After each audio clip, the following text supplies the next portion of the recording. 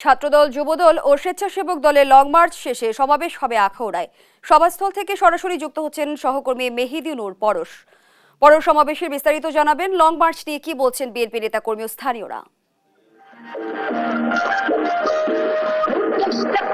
আপনাকে জানিয়ে রাখি ঢাকা থেকে যে আগরতলা অভিমুখী লং মার্চে যে বিএনপির যে অপসংখ্যকের ডাকা যে লং মার্চে গাড়ি করে কিন্তু ব্রাহ্মণবাড়িয়া আখড়া স্থল বন্দরে এসে পৌঁছেছে। কিছুক্ষণের মধ্যেই তারা কিন্তু যে তাদের লং মার্চের কার্যক্রম শেষে এখানে যে স্থল বন্দরে যে পার্কের বাড়ি তারা যে সমাবেশ আয়োজন করেছে, এখানে যে কেন্দ্রীয় নেতৃবৃন্দ সংগঠনের নেতৃবৃন্দ এখানে বক্তব্য রাখবেন। তো ইতিমধ্যে সমাবেশে কিন্তু জেলার বিভিন্ন পর্যায়ের নেতাকর্মীরা এবং জেলা ছাড়াও আশপাশের জেলা থেকে কিন্তু বিএনপি নেতাকর্মীরা কিন্তু এখানে উপস্থিত হয়েছেন। এখন মূলত একটি সাংস্কৃতিক অনুষ্ঠান হচ্ছে, যে অনুষ্ঠান শেষে কেন্দ্রীয় নেতৃবৃন্দ এসে উপস্থিত তাদের কিন্তু কার্যক্রম শুরু হবে।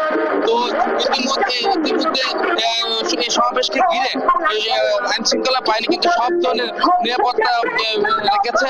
তো আমি সকাল থেকে এখানে উপস্থিত ছিলাম। তো যেহেতু একটি সীমান্ত এলাকা আর সমাবেশটি হচ্ছে সীমান্ত শূন্যরেখার প্রায় 350 গজ দূরে, তো সে কারণে প্রশাসনের পক্ষ থেকে কিন্তু একটি কঠোর নজরদারি রয়েছে। তো জেলা প্রশাসন আমাকে বলছে যে এই লং মার্চকে ঘিরে প্রশাসনের পক্ষ থেকে সব ধরনের নিরাপত্তা রেখেছে।